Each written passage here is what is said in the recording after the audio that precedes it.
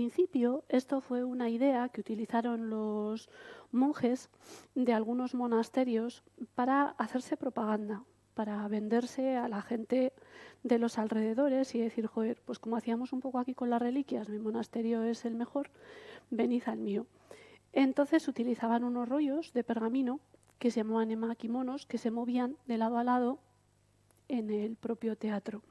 Si os fijáis, que es lo que decíamos, es muy simple, ¿vale? Al final es una estructura vacía en la que tú colocas una lámina y la lámina se va moviendo de un lado a otro.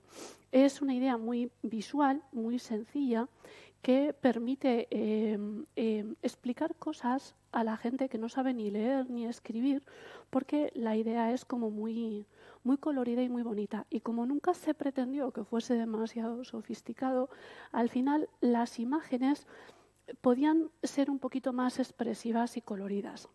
Esto mutó ligeramente porque los monjes se dieron cuenta. Se dice que empezaron en el siglo VIII y luego en el siglo XII hay un poco de... Pero bueno, los monjes se dieron cuenta enseguida de que si las historias que contaban eran más coloridas y tenían más aventuras, venía más gente. Entonces sí que había enseñanzas morales, pero las historias poco a poco se fueron haciendo cada vez más complejas. Entonces el teatro Kamishibai se olvidó, pero no desapareció. Y en la potente crisis económica que hubo en 1920, después de la guerra, esta idea volvió. De otra forma distinta, había mutado, pero volvió. La idea es que era una forma fácil de encontrar trabajo para gente que no encontraba trabajo en otros sitios. Entonces, los contadores de cuentos, que se llamaban Gaito Kamishibaya, iban con su butai, que es el nombre que se da a este teatrito, y un montón de caramelos por los pueblos a contar cuentos a los críos y a los no tan críos, y lo que hacían era vender esos caramelos, ¿vale? Entonces, los narradores o Gaito Kamishibai recorrían los pueblos en bicicleta, llevando a la espalda su butai de madera, las vividas acuarelas que daban color al cuento y las golosinas que vendían. Para llamar la atención y atraer y reunir a su audiencia, el Gaito Kamishibai hacía sonar un yoshigi, dos pedacitos de madera unidos por una cuerda, algo parecido a nuestras castañuelas. Y los niños, y algunos no tan niños, corrían a su encuentro. Yo quiero que imaginéis un poco la alegría que en tiempos tan duros aportaba ver llegar en su bici al Gaito Kamishibai haciendo sonar el yoshigi y lo bonito que ese instrumento tan simple debía parecer a la gente. El mismo teatro, si lo pensáis, es el mismo, es esta misma estructura que tenemos delante. Y las narraciones pasaron de ser propaganda sobre los monasterios a complejas historias antiguas llenas de dioses y moralejas, y de ahí a ser relatos vivos y crecientes para niños.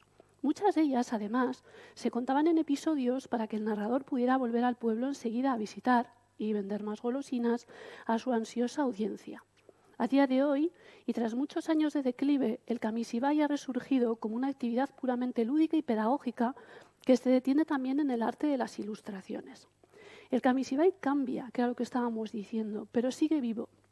Es mágico porque consigue atrapar la atención de los oyentes, hacerlos atravesar esa línea que separa la fantasía de la realidad, como siempre han hecho las historias que nos contamos, quizá porque en esencia siempre fue magia portátil para quienes en realidad tenían muy, muy poco. Aquí pone, que me hace mucha gracia, pone Kamishibai y debajo pone Jovito. Y una cosa que a mis ojos de foránea es que Jovito contiene una sonrisa en la palabra.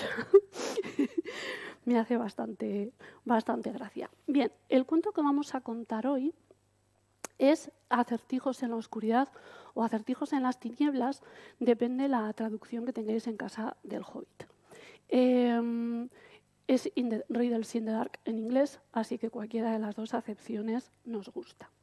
Es un cuento un poco oscuro. Entonces, de momento, os voy a pedir que hagamos un pequeño ejercicio y nos vamos a detener en esta lámina, porque la historia que vamos a compartir hoy empieza en la oscuridad más terrible que os podéis imaginar, más que la que tenéis vuestros ojos cerrados. Así que a pesar de que esto se trata de un cuento, como ya sabréis y supongo que muchos habréis leído, os voy a pedir que imaginéis unos instantes, que lo penséis, cómo os sentiríais si estuvieseis solos y perdidos, muy muy lejos del cielo abierto, encerrados en una oscuridad casi sólida. Porque este fragmento del Hobbit va también un poco de eso, además de dar la mano a la antiquísima tradición heroica de pelear con viejos acertijos para demostrar astucia, va de cómo la imaginación y el recordar historias, sobre todo esas que a veces se van quedando en tu interior sin saber muy bien cuándo llegaron a ti, pueden convertirse en un camino por el que salir de los peores lugares. Así que tenemos la lámina de la oscuridad y nos falta el protagonista.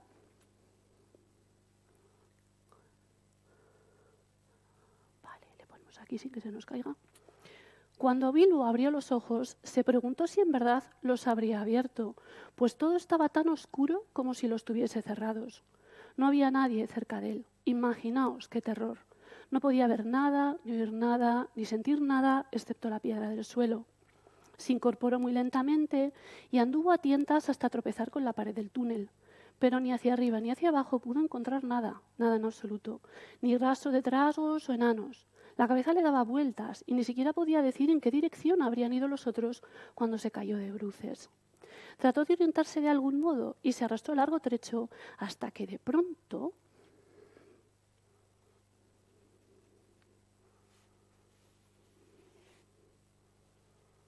tocó con la mano algo que parecía un anillo pequeño, frío y metálico, en el suelo del túnel. Este iba a ser un momento decisivo en la carrera de Bilbo, pero él no lo sabía. Casi sin darse cuenta, se metió la sortija en el bolsillo. Por cierto, no parecía tener ninguna utilidad por ahora. No avanzó mucho más. Se sentó en el suelo helado, abandonándose a un completo abatimiento. Se imaginaba friendo huevos y panceta en la cocina de su propia casa, pues alcanzaba a sentir dentro de él que era la hora de alguna comida. Pero esto solo lo hacía más miserable. No sabía dónde ir, ni qué había ocurrido, ni por qué lo habían dejado atrás o por qué lo habían hecho. Los trasgos no lo había capturado. No sabía ni siquiera por qué tenía la cabeza tan dolorida. La verdad es que había estado mucho tiempo tendido y quieto, invisible y olvidado, en un rincón muy oscuro. Al cabo de un rato se palpó las ropas buscando la pipa. No estaba rota y eso era algo. Buscó luego la petaca y había algún tabaco, y lo que ya era algo más. Y luego buscó las cerillas y no encontró ninguna. Y esto lo desanimó por completo. Solo el cielo sabe qué cosa hubiera podido caer sobre él, atraída por el roce de las cerillas y el olor del tabaco. Pero por ahora se sentía muy abatido. No obstante, rebuscando los bolsillos y palpándose de arriba abajo en busca de cerillas, topó con la empuñadura de la pequeña espada, la daga que había obtenido de los trolls y que casi había olvidado. Por fortuna, tampoco los trasgos la habían descubierto, pues la llevaba dentro de los calzones.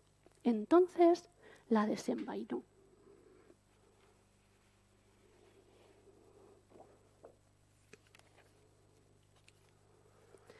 La espada brilló pálida y débil ante los ojos de Bilbo. Así que es una hoja de los elfos también, pensó, y los trasgos no están muy cerca, aunque tampoco bastante lejos. Pero de alguna manera se sintió reconfortado. Era bastante bueno llevar una hoja forjada en Gondolin para las guerras de los trasgos de las que tanto había cantado. Y también había notado que esas armas causaban gran impresión entre los trasgos que tropezaban con ellas de improviso. Volver, pensó, no sirve de nada. Ir por un camino lateral, imposible. Ir hacia adelante, no hay alternativa. Adelante, pues. Y se incorporó y trotó llevando la espada alzada frente a él, una mano en la pared y el corazón palpitando. Era evidente que Bilbo se encontraba en lo que puede llamarse un sitio estrecho. Pero recordad que no es tan estrecho como para él como lo habría sido para vosotros o para mí. Los hobbits no se parecen mucho a la gente ordinaria, y aunque sus agujeros son unas viviendas muy agradables y acogedoras, adecuadamente ventiladas, muy distintas de los túneles de los trasgos, están más que acostumbrados a andar por galerías y no pierden fácilmente el sentido de la orientación bajo tierra, no cuando ya se han recobrado de un golpe en el cráneo. También pueden moverse muy en silencio y esconderse con rapidez. Se recuperan de un modo maravilloso de caídas y magulladuras y tienen un fondo de prudencia y unos dichos juiciosos que la mayoría de los hombres no ha oído nunca o ha olvidado ya hace tiempo. De cualquier modo, no me hubiera sentido a gusto en el sitio donde estaba el señor Bilbo. La galería parecía no tener fin. Todo lo que él sabía era que seguía bajando, siempre en la misma dirección, a pesar de un recodo y una o dos vueltas. Había pasadizos que partían de los lados aquí y allá, como podía saber por el brillo de la espada, o podía sentir con una mano en la pared. No les prestó atención, pero apresuraba el paso por temor a los trasgos o a cosas oscuras imaginadas a medias que asomaban en las bocas de los pasadizos. Adelante y adelante siguió bajando y todavía no se oía nada, excepto el zumbido ocasional de un murciélago que se le acercaba, asustándolo en un principio, pero luego se repitió tanto que él dejó de preocuparse. No sé cuánto tiempo continuó así, odiando seguir adelante, no atreviéndose a parar, adelante y adelante, hasta que estuvo más cansado que cansado. Parecía que el camino continuaría así al día siguiente y más allá, perdiéndose en los días que vendrían después. De pronto, sin ningún motivo, se encontró trotando en un agua fría como el hielo. Esto lo reanimó, rápida y bruscamente. No sabía si el agua era solo un estanque en medio del camino, la orilla de un arroyo que cruzaba el túnel bajo tierra o el borde de un lago subterráneo, oscuro y profundo. La espada apenas brillaba, se detuvo y, escuchando con atención, alcanzó a oír unas gotas que caían desde un techo invisible en el agua de abajo, pero no parecía haber ningún tipo de ruido. De modo que es un lago, un pozo y no un río subterráneo, pensó. Aún así no se atrevió a meterse en el agua a oscuras, no sabía nadar, y además pensaba en las criaturas barrosas y repugnantes, de ojos saltones y ciegos, que culebreaban sin duda en el agua. Hay extraños seres que el cielo sabe hace cuánto tiempo bajaron y nunca volvieron a salir, y los ojos les crecían mientras trataban de ver en la oscuridad. Y allí también criaturas más viscosas que peces, aun en los túneles, y cuevas que los trasgos habían excavado para sí mismos. Hay otras cosas vivas que ellos desconocen, cosas que han venido arrastrándose desde fuera para descansar en la oscuridad. Además, los orígenes de algunos de estos túneles se remontan a épocas anteriores a los trasgos, quienes solo los ampliaron y unieron con pasadizos, y los primeros propietarios están todavía allí, en raros rincones, deslizándose y olfateando todo alrededor. Y sí que había criaturas barrosas y repugnantes en este sitio. Aquí abajo, junto al agua lóbrega, vivía el viejo Gollum, una pequeña y viscosa criatura. No sé de dónde había venido ni quién o qué era. Era Gollum, tan oscuro como la oscuridad, excepto dos grandes ojos redondos y pálidos en la cara flaca. Tenía un pequeño bote y remaba muy en silencio por el lago, pues lago era, ancho, profundo y mortalmente frío. Remaba con los grandes pies colgando sobre la borda, pero nunca agitaba el agua, no él. Los ojos pálidos e inexpresivos buscaban peces ciegos alrededor y los atrapaba con los dedos largos, rápidos como el pensamiento. Le gustaba también la carne. Los trasgos le parecían buenos, cuando podía echarles mano, pero trataba de que nunca lo encontraran desprevenido. Los estrangulaban por la espalda, si alguno de ellos bajaba hasta la orilla del agua, mientras él rondaba en busca de una presa. Rara vez lo hacían, pues tenían el presentimiento de que algo desagradable acechaba en las profundidades, debajo de la raíz misma de la montaña. Cuando excavaban los túneles, tiempo atrás, habían llegado hasta el lago y descubrieron que no podían ir más lejos, de modo que para ellos el camino terminaba en esa dirección, y de nada les valía merodear por allí, a menos que el gran trasgo los enviase. A veces tenían la ocurrencia de buscar peces en el lago, y a veces ni el trasgo ni el pescado volvían. Gollum vivía en verdad en una isla de roca barrosa en medio del lago. Observaba a Bilbo desde lejos con ojos pálidos como telescopios. Bilbo no podía verlo, mientras el otro lo miraba, perplejo. Parecía evidente que no era un trasgo. Gollum se metió en el bote y se alejó de la isla. Bilbo, sentado a orillas del agua, se sentía desconcertado, como si hubiese perdido el camino y el juicio. De pronto asomó Gollum, que cuchicheó y siseó. «Bendícenos y salpícanos, precioso mío. Me huele un banquete selecto. Por lo menos nos daría para un sabroso bocado. Gollum». Y cuando dijo Gollum, hizo con la garganta un ruido horrible como si engullera. Y así fue como le dieron ese nombre, aunque siempre se llamaba a sí mismo «precioso mío». El hobbit dio un brinco cuando oyó el siseo, y de repente vio los ojos pálidos clavados en él. «¿Quién eres?», preguntó adelantando la espada. «¿Qué es él, precioso mío?», susurró Gollum, que siempre se hablaba a sí mismo porque no tenía ningún otro con quien hablar.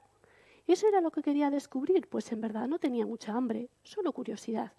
De otro modo hubiese estrangulado primero y susurrado después. «Soy el señor Bilbo Bolsón. He perdido a los enanos y al mago y no sé dónde estoy y tampoco quiero saberlo, si pudiera salir». «¿Qué tiene él en las manos?», dijo Gollum mirando la espada, que no le gustaba mucho. Una espada, una hoja nacida en Gondolin. «Sss», dijo Gollum, y en un tono más cortés. «Quizás se siente aquí y charle conmigo un rato, precioso mío.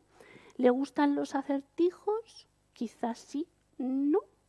Estaba ansioso por parecer amable, al menos por un rato, y hasta que supiese algo más sobre la espada y el hobbit. Si realmente estaba solo, si era bueno para comer, y si Gollum mismo tenía mucha hambre. Acertijos era todo en lo que podía pensar. Proponerlos y de vez en cuando encontrar alguna solución había sido el único entretenimiento que había compartido con otras alegres criaturas sentadas en sus agujeros. Hacía muchos, muchos años, antes de que se quedara sin amigos y de que lo echasen, y en soledad se arrastrara descendiendo y descendiendo a la oscuridad bajo las montañas. Muy bien, dijo Bilbo, muy dispuesto a mostrarse de acuerdo hasta descubrir algo más acerca de la criatura. Si había venido sola, si estaba furiosa o hambrienta, y si era amiga de los trasgos. Tú preguntas primero, dijo, pues no había tenido tiempo de pensar en un acertijo. Así que Gollum siseó.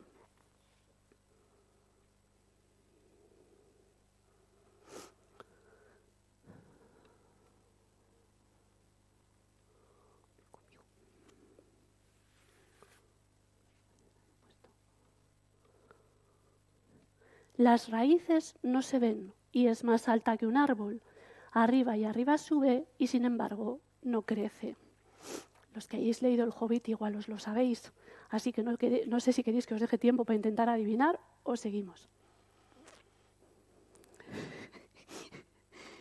Bien. Fácil, dijo Bilbo. Una montaña, supongo. ¿Lo adivinó fácilmente? ¿Tendría que competir con nosotros, precioso mío? Sí, precioso, pregunta, y él no responde. Nos lo comemos, precioso. Si él pregunta y no contestamos, haremos lo que él quiera, ¿eh? Le enseñaremos el camino de salida. Sí. De acuerdo, dijo Bilbo, no atreviéndose a discrepar, y con el cerebro casi estallándole mientras pensaba en un acertijo que pudiese salvarlo de la olla.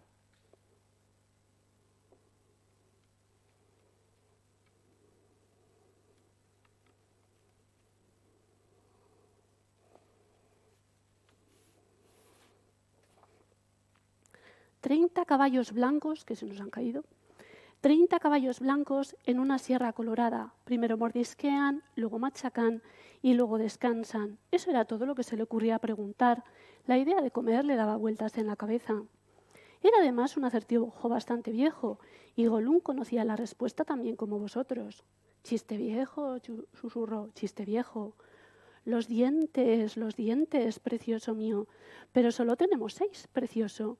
Y enseguida propuso una segunda adivinanza.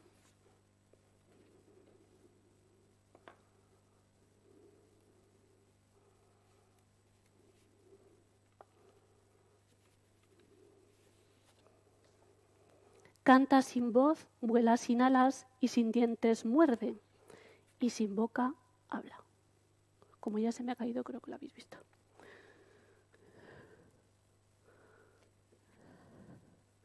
«Un momento», gritó Bilbo incómodo, pensando aún en cosas que se comían.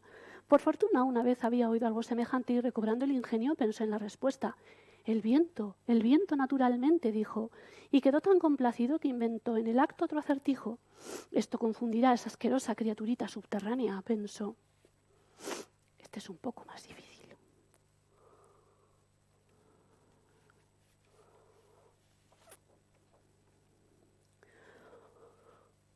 Un ojo en la cara azul vio un ojo en la cara verde. «Este ojo es como ese ojo», dijo el ojo primero, «pero en lugares bajos y no en lugares altos».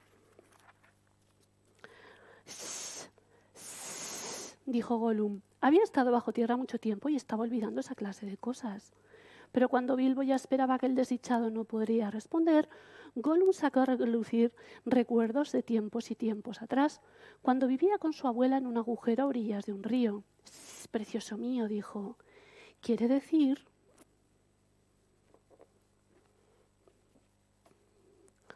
«El sol sobre las margaritas, eso quiere decir». Pero estos acertijos sobre cosas cotidianas al aire libre lo fatigaban. Le recordaban también los días en que aún no era una criatura tan solitaria y furtiva y repugnante. Y lo sacaban de quicio, más aún, le daban hambre. Así que esta vez pensó en algo un poco más desagradable y difícil.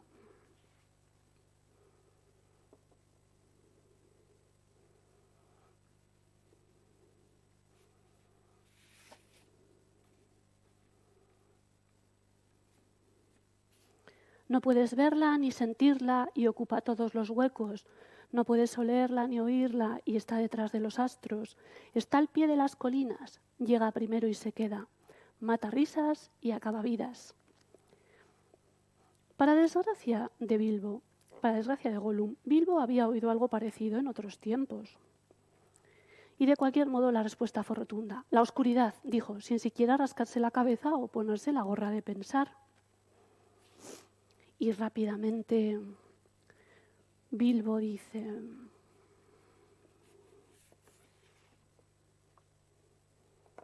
caja sin llave, tapa o bisagras, pero dentro un tesoro dorado guarda. Bilbo preguntó para ganar tiempo, hasta que pudiese pensar en algo más difícil. Creyó que era un acertijo asombrosamente viejo y fácil, aunque no con estas mismas palabras. Pero resultó ser un horrible problema para Gollum. Siseaba entre dientes, sin encontrar la respuesta, murmurando y farfullando. Al cabo de un rato, Bilbo empezó a impacientarse. «Bueno, ¿qué es?», preguntó. «La respuesta no es una marmita hirviendo, como pareces creer por el ruido que haces. Una oportunidad. Que nos dé una oportunidad, precioso mío». «Sss, sss». «Bien», dijo Bilbo, tras esperar un largo rato. «¿Qué hay de tu respuesta?». Pero de súbito Gollum se vio robando en sus nidos. Hacía mucho tiempo, sentado en el barranco, sentado a su abuela, enseñando a su abuela a sorber. «Huevos, Siseo, huevos, eso es». Y enseguida preguntó: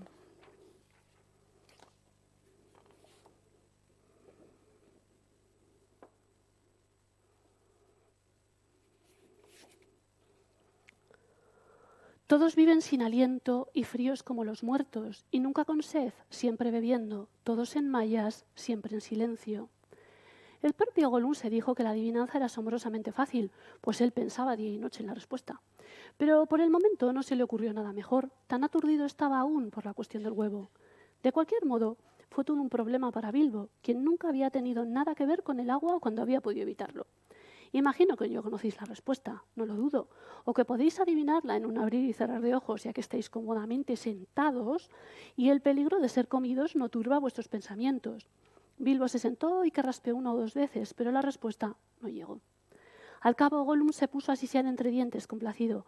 «¿Es agradable, precioso mío? ¿Es jugoso?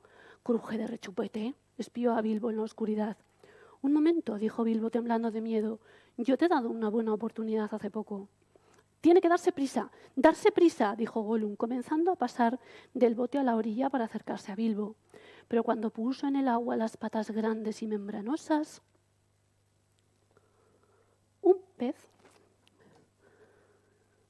saltó espantado y cayó sobre los pies de Bilbo. «¡Guau!», dijo, «qué frío y pegajoso». Y así acertó. Un pez!», gritó. «¡Es un pez!». Gollum quedó horriblemente desilusionado, pero Bilbo le propuso otro acertijo tan rápido como le fue posible. Y Gollum se tuvo que volver al bote y pensar.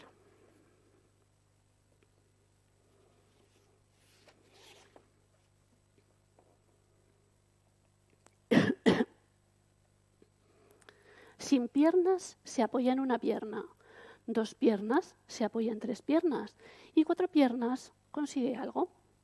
No era realmente el momento apropiado para este acertijo, pero Bilbo estaba en un apuro. A Gollum le habría costado bastante acertar si Bilbo lo hubiera preguntado en otra ocasión. Pero tal y como ocurrió, y hablando de peces sin piernas, ya no le parecía tan difícil, y el resto fue obvio. Un pez sobre una mesa pequeña de una pata, un hombre a la mesa en una silla de 3 patas y el gato que roba comida. Esa es la respuesta, por supuesto, y Gollum la encontró pronto. Entonces pensó que ya era momento de preguntar algo horrible y realmente difícil, y esto fue lo que hizo.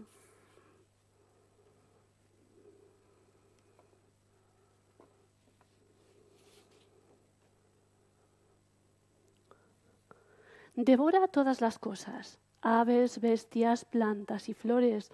Roe el hierro, muerde el acero y pulveriza la peña compacta, mata reyes, arruina ciudades y derriba las altas montañas.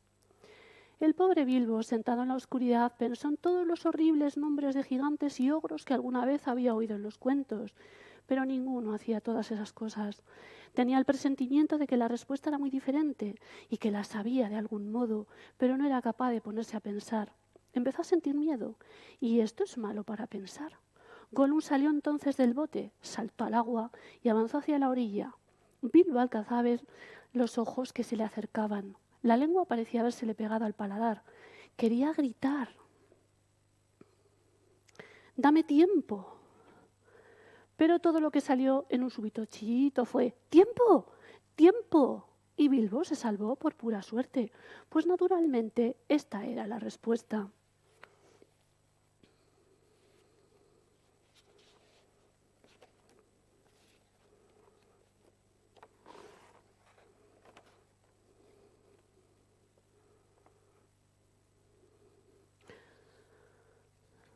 Gollum se quedó otra vez desilusionado. Ahora estaba enojándose y cansándose del juego. Le había dado mucha hambre, en verdad, y no volvió al bote. Se sentó en la oscuridad junto a Bilbo. Esto incomodó todavía más al hobbit y le nubló el ingenio. Ahora él tiene que hacernos una pregunta, precioso mío. Sí, sí, sí. Una pregunta más para acertar. Sí, sí, dijo Gollum. Pero Bilbo no podía pensar en ningún acertijo con aquella cosa asquerosamente fría y húmeda al lado, sobándolo y empujándolo. Se rascaba, se pellizcaba y seguía sin poder pensar. «Pregúntenos, pregúntenos», exigía Gollum. Bilbo se pellizcaba y se palmoteaba. Aferró la espada con una mano y tanteó el bolsillo con la otra. Allí encontró el anillo que había recogido en el túnel y que había olvidado. «¿Qué tengo en el bolsillo?», dijo en voz alta. Hablaba consigo mismo, pero Gollum creyó que era un acertijo y se sintió terriblemente desconcertado. «No vale, no vale, siseo. ¿No es cierto que no vale, precioso mío, preguntarnos qué tienen los asquerosos bolsillitos?» Bilbo, viendo lo que había pasado y no teniendo nada mejor que decir, repitió la pregunta en voz más alta. «¿Qué hay en mis bolsillos?»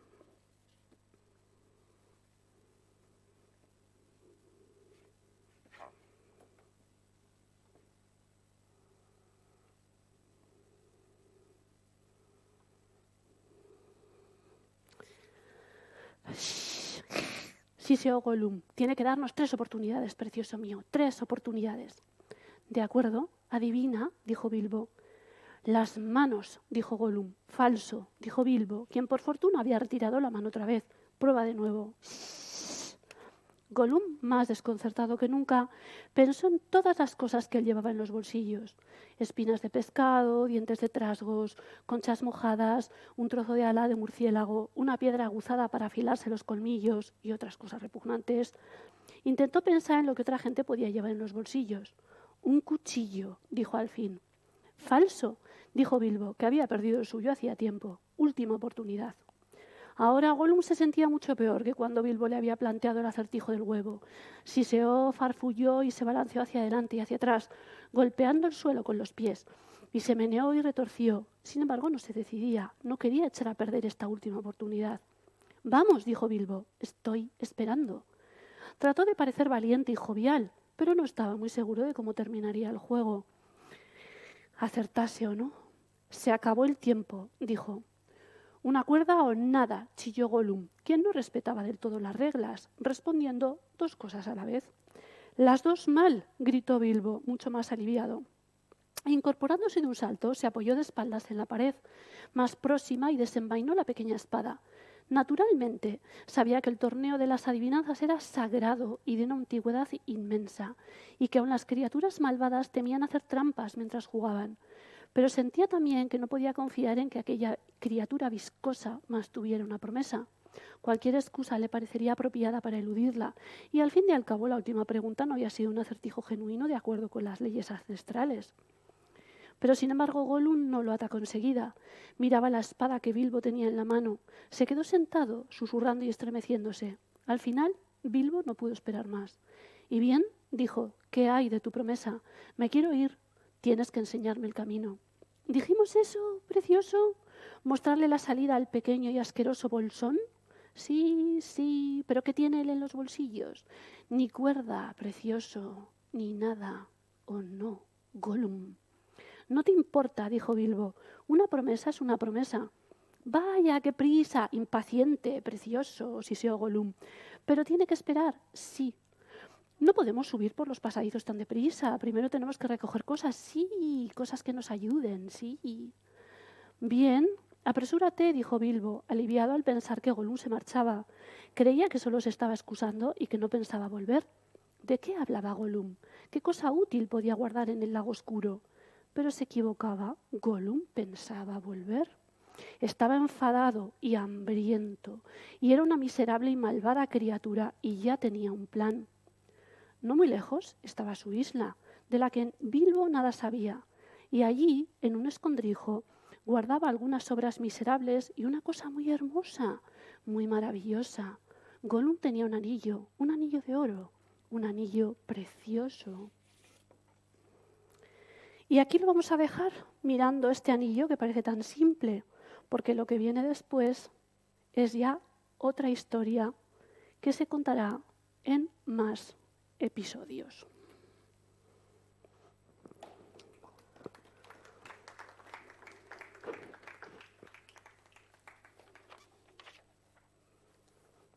Hay una cosa que hay que comentar, que lo hemos comentado antes, que estas láminas que está pasando Patricia son acuarelas que además las ha hecho ella, ¿no? Sí, las he dibujado todas yo. Las ha dibujado, las ha pintado, con lo cual tiene doble trabajo todo este tema.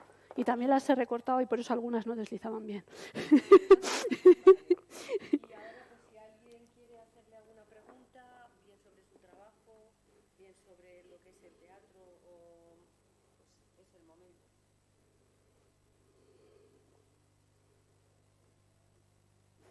Espero que os haya gustado. Bueno, pues nada, pues muchas gracias por venir y eso esperamos que os haya parecido por lo menos algo, es que es algo totalmente diferente. Yo personalmente no lo había visto nunca, no sé si lo demás. ¿Habíais visto alguna vez este tipo de teatro?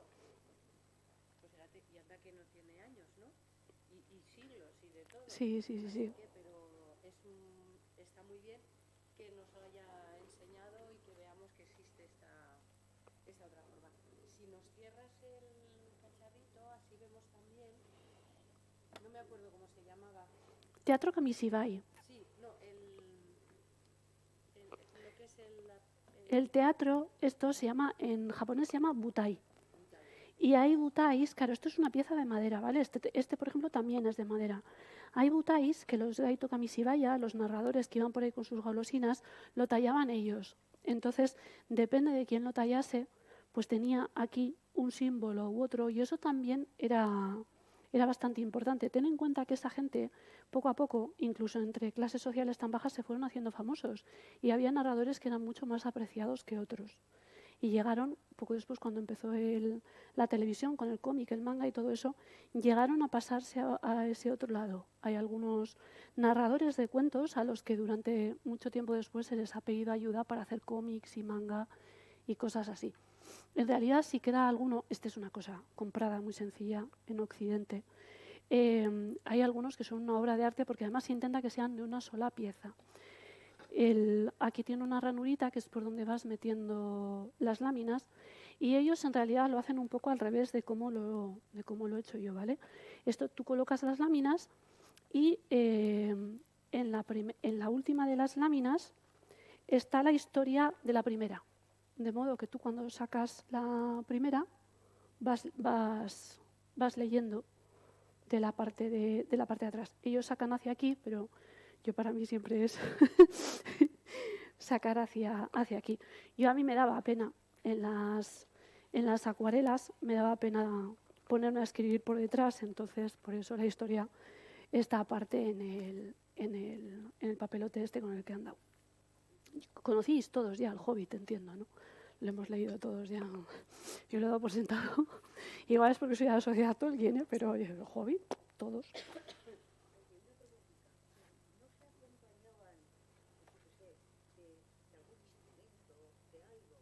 No, No, el instrumento lo usaban para llamar y luego algunos dibujitos, como estos pequeñitos que yo he colocado aquí delante, los ataban a un palo, a una cuerda y los movían. Pero era uno o dos sueltos. O sea, la historia era ir moviendo las láminas, porque eso es, se iba contando una historia y iba moviendo las láminas. Cuanto más coloridas y más simples, mejor. O sea, porque era más fácil de entender todavía y se huía además a propósito de la sofisticación. Por eso luego entró tan fácil en los ojos a los niños, porque era una cosa que se entendía, que era para gente muy pobre y que no tenía esos recursos. Y luego esas láminas, que a nosotros a mí me parecen auténticas preciosidades, a los niños les entran muy, muy rápido por los ojos. Pero sí, solía haber, como he hecho yo, que recorto un par de ellas y las tenía, ellos les ponían un palito o un hilo y hacían así un poco la chorradita, ¿no?, de moverlos. Pero es más estático de lo que podemos pensar. Era una cosa, ten en cuenta que al final el emakimono era un rollo que lo colocabas aquí y lo iba girando. Se movía casi como una película de las de ahora, ¿sabes? Lo iban luego, porque era mucho más barato hacer una acuarela, pues montaban las acuarelas detrás, iban con ellas por ahí en la bici. A mí me parece que tenía que ser bonito, ¿eh? Tenía que ser bonito, que tú estuvieses en el pueblo y apareciese el tipo haciendo ruidito. Parece que tenía que ser muy guay. Y aparte que es una cosa que no está contada como otras cosas japonesas para las clases más altas y más sofisticadas y que tenías que hacer 100 años de poesía para entenderlo. Esto era para pobres. El narradores. Aquí lo importante era el narrador, porque claro, si tenías en principio una historieta con dibujitos a alguien que está por ahí tirándose piedras, básicamente es lo que hacemos los críos cuando no tenemos, les va a entrar. Pero si el narrador era bueno, si sabía hacer pausas, si sabía sacar esta imagen o retrasarla, y su voz cambiaba totalmente el cuento.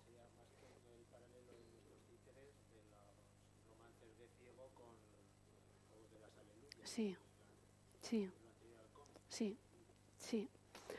Yo lo he hecho también, cuando lo comparo es para que veamos un poco, porque las aleluyas o determinados romances no va para críos, que no tienen nada que hacer dando vueltas por la calle. Un romance, pues muy poca gente, incluso de esa época, te lo habría entendido, si hubiesen quedado ahí un poco, ¿eh? Sí. Tengo unos trípticos de la Sociedad Tolkien, por si a alguien le pita. Es la típica cosa que llevamos a todas partes y puntos de libro que se habrán dado ya un montón, me imagino, de los Tártalo. Entonces os voy a dejar aquí por si a alguien le interesa. Y aunque no os interesa la Sociedad Tolkien, ir a casa y leer El Hobbit. Ahora que os he dejado con el Intríngulis.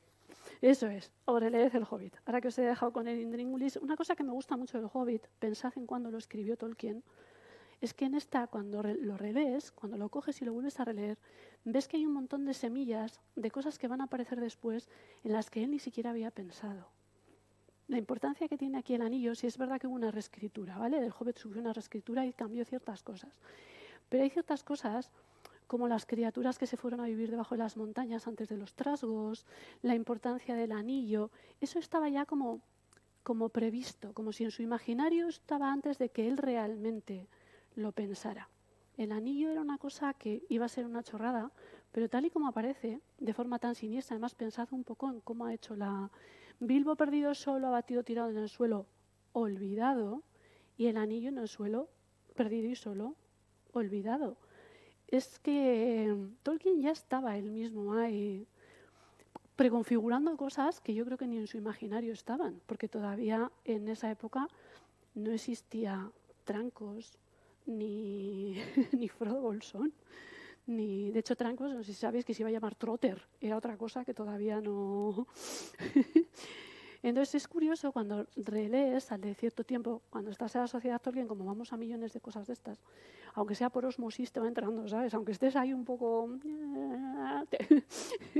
las cosas te van entrando. Es curioso cuando luego relees con el tiempo y dices, hostia, esta frase de verdad que parece puesta a propósito. Si vuelves a leer ahora, con tus ojos de ahora, todo el momento en el que aparece el anillo, o en el que él se va a buscar el anillo, en el que Gollum vuelve a por el anillo a su isla secreta y barrosa, dices, este era algo ya, era algo. Pero bueno, a mí sí me dejáis aquí, os voy a dar una brasa del copón, ¿eh? O sea que os dejo esto para que podáis subir, que esto iba del Teatro Kamishibai.